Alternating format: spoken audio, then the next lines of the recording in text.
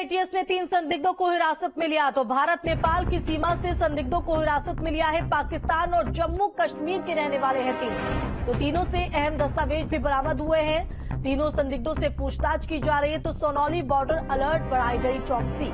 बड़ी खबर आपको बता रहे हैं, जहां पर ये बड़ी कार्रवाई एटीएस की देखने को मिली है। 3 संदिग्धों को हिरासत में लिया गया है। अब इन तीनों से पूछताछ भी जारी है। कई अहम दस्तावेज भी इन तीनों से बरामद हुए हैं। तो भारत नेपाल की सीमा से संदिग्धों को हिरासत में लिया गया है।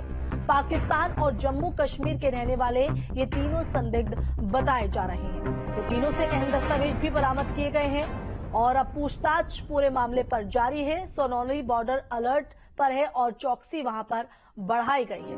तो महाराजगंज से ये बड़ी जानकारी आपको बता रहे हैं, जहां पर एटीएस की ये बड़ी कार्रवाई है। 3 संदिग्ध एटीएस की हिरासत में, इनसे पूछताछ, उस पूछताछ में कई अहम खुलासे होने की उम्मीद एटीएस जता रही है। तो महाराजगंज से बड़ी जानकारी आपको बता रहे हैं। तो भारत नेपाल की सीमा से इन संदिग्धों को हिरासत में लिया गया है और जानकारी सामने आ रही है कि पाकिस्तान और जम्मू कश्मीर के रहने वाले हैं ये तीनों संदिग्ध, जिनसे अहम दस्तावेज भी बरामद हुए हैं। फिलहाल अब इसी कड़ी में तीनों संदिग्धों से पूछताछ भी की जा रही है। तो अलर्ट पर है सोनौली बॉर्डर और चौकसी वहां पर बढ़ाई गई है। चेकिंग अभियान लगातार जो है वहां पर चल रहा है। इस बीच एटीएस ने ये बड़ी कार्रवाई को अंजाम देते हुए 3 संदिग्धों को भारत नेपाल की सीमा से हिरासत में लिया है। तो तीनों जो संदिग्ध हैं वो फिलहाल हिरासत में हैं, उनसे पूछताछ की जा रही है। संवाददाता विजेंद्र हमारे साथ गए हैं, सीधा उन्हीं का रुख कर लेते हैं। विजेंद्र, बड़ी कार्रवाई एटीएस की, 3 संदिग्ध हिरासत में।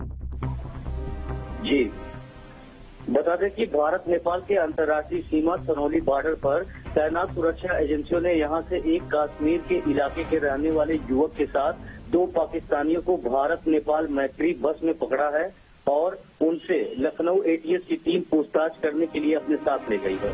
यहाँ पहली बार नहीं है कि जब इस तरह की गिरफ्तारी हुई है। इससे पहले भी सीमा पर चाहे पाकिस्तान की बात करें, ईरान की बात करें या फिर बांग्लादेश की बात करें, अवैध रूप से घुसपैठियों की गिरफ्तारी होती रहती है।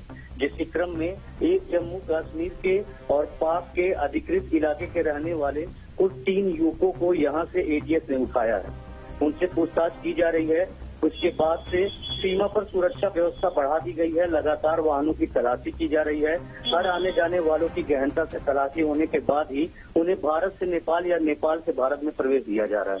जी बिल्कुल, जो ये हिरासत में लिए गए 3 संदिग्ध, पूछताछ में अभी क्या कुछ निकलकर सामने आए? क्योंकि ये जानकारी भी सामने आ रही है कि जो भारत नेपाल से पकड़े गए संदिग्ध हैं वो पाकिस्तान और जम्मू कश्मीर से रहने वाले हैं।